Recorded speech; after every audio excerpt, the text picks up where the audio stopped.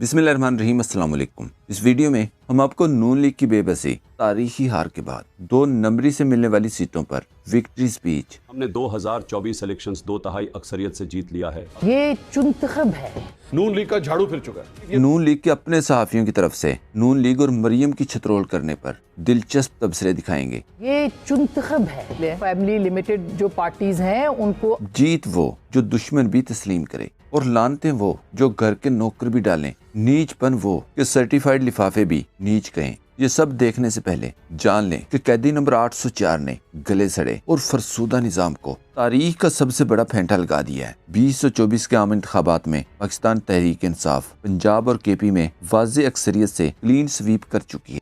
मेरे पाकिस्तानियों, 2 साल के सख्त जुल्म और नाइंसाफियों के बावजूद हमने 2024 इलेक्शंस 2/3 अक्सरियत से जीत लिया है। अब वोट की हिफाजत करने की सलाहियत भी दिखाएं। आज़ाद ज़राए के मुताबिक तहरीक इंसाफ के कामयाब उम्मीदवारों की तादाद 180 से ज्यादा बनती है। बंदे तोड़ने के लिए, हार की शर्मिंदगी से बचने के लिए वक्ती तौर पर फार्म 45 को देखे बगैर बोगस फार्म 47 से नताइज बदले गए। दिलचस्प चीज ये है कि नून लीग को इस तरह से जितवाने की कोशिश पर स्वाय गरीदा फरूकी के गलीज से गलीज तरीन लिफाफा भी खुश नहीं है। सब लिफाफे परेशान हैं कि इतनी इबरतनाक और साफ नजर आने वाली शिकस्त के बावजूद नून लीग ने 2 नंबरी क्यों कबूल कर ली। मरियम और नवाज शरीफ की गैरत से आ रही और गंदी सियासत, सीटें भीख में लेने और मांगने पर आसमा शिराजी की तरफ से मरियम की गई हैरान कुन छतरोल देखने से पहले हामिद मीर को सुने। गलती उनसे ये हुई है कि उन्होंने बहुत सा जो रिजल्ट है पीटीवी है उसको दे दिया है, अब वहां पे भी उन्होंने होल्ड कर लिया है। याद रहे, टीवी और दूसरे चैनल्स को रिजल्ट चलाने से रोकना गलती नहीं थी बल्कि प्लानिंग का हिस्सा है। असल बात सना बुच्चा ने बताई। कहा जो काम 3 बजे के बाद शुरू हुआ वो शाम 6 बजे भी हो सकता था, लेकिन अवाम को ये तासुर दिया गया कि मियाँ साहब खुद जीतने के अहल नहीं है। अब इन्हें हौसला दिया जा रहा है कि फिक्र न करें, हम देख रहे हैं। उसूली तौर पर मियाँ साहब की सरकार अवाम की नुमाइंदा नहीं होगी। इस तरह के मैंडेट के बाद वो वजीर आज़म बन भी गए तो कुछ नहीं कर सकेंगे। जो साहब लोग कहेंगे वही करेंगे। मियाँ साहब अगर हुकूमत लेते हैं तो इसकी कीमत वो अपनी सियासत देकर चुकाएंगे। हैरान कुन तौर पर आसमा शिराजी भी नून लीग को शर्म दिलाने की भरपूर कोशिश करती रही। कहा जिस तरह आधी रात को नून लीग इनकलाब बर्पा हुआ, इससे पूरे सिस्टम पर सवाल उठ गया है। वोट को इज्जत दो कहने वाले अगर वोट की इज्जत इस तरह पामाल करेंगे तो निजाम नहीं चलेगा। इंतखाबात कहते हैं ये चुंतखब है।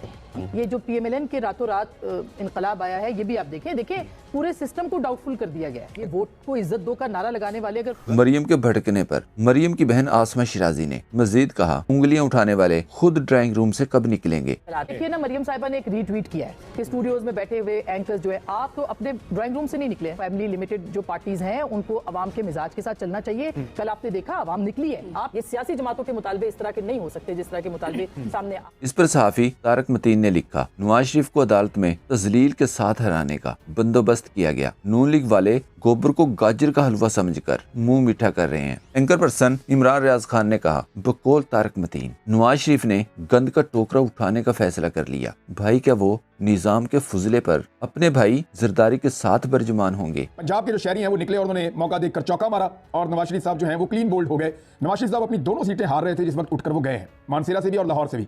उसके बाद जब इस्लामाबाद वाला काम हो गया फिर नताइज बदलना शुरू हुए।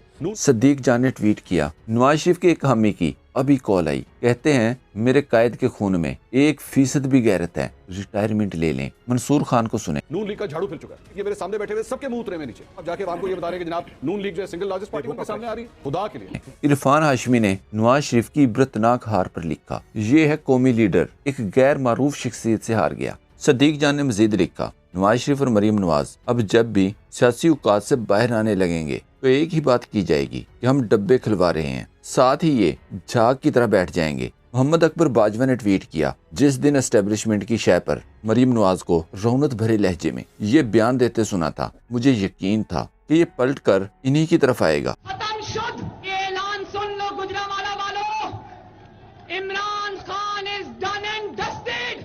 खातून एंकर मेहर बखारी ने कहा नून लीग के सीनियर तरीन रहनुमा ने बताया कि वहाँ सख्त का आलम है। नून लीग इसे अपनी तारीख की बदतरीन शिकस्त करार दे रही है। मियाँ साहब तो इस बदतरीन शिकस्त के बाद अब लंदन वापस जाने के ऑप्शन पर गौर कर रहे हैं। 17 घंटे की बामशक्कत دھاندلی سے پہلے کی صورتحال تھی یہ، اور اب منت سماجت اور بھرپور دھاندلی کے بعد مریم نواز ٹویٹ کر رہی ہیں کہ میاں صاحب وکٹری سپیچ کر رہے ہیں، ماشاءاللہ۔ رضوان غلزئی نے لکھا، نواز شریف چوری شدہ ووٹس کے ذریعے اقتدار میں آنا چاہتے ہیں تو لوگوں کو چاہیے کہ وہ ووٹ اپنا صدقہ سمجھ کر نواز شریف کے لیے سرنڈر کر دیں۔ بیچارے نے وزیر اعظم بننے کے لیے اپنا نظریہ تک چھوڑ دیا، ان کی حکومت بھی 16 ماہ والی سے مختلف نہیں ہوگی۔ اویس منگل والا نے کہا، عوام کو نشان سمجھ نہیں آئے گا، امیدوار سمجھ نہیں آئے گا، پولنگ اسٹیشن سمجھ نہیں آئے گا، ووٹ کا طریقہ سمجھ نہیں آئے گا۔ عوام نے اپنا فیصلہ سب کو سمجھا بھی دیا، بلکہ عوام کو تو الیکشن کے بعد جو کچھ ہوا وہ بھی سمجھ میں آ گیا ہے۔ صحافی اسد اللہ خان نے کہا، نون لیگ اصل میں 15 سیٹیں بھی نہیں جیتی۔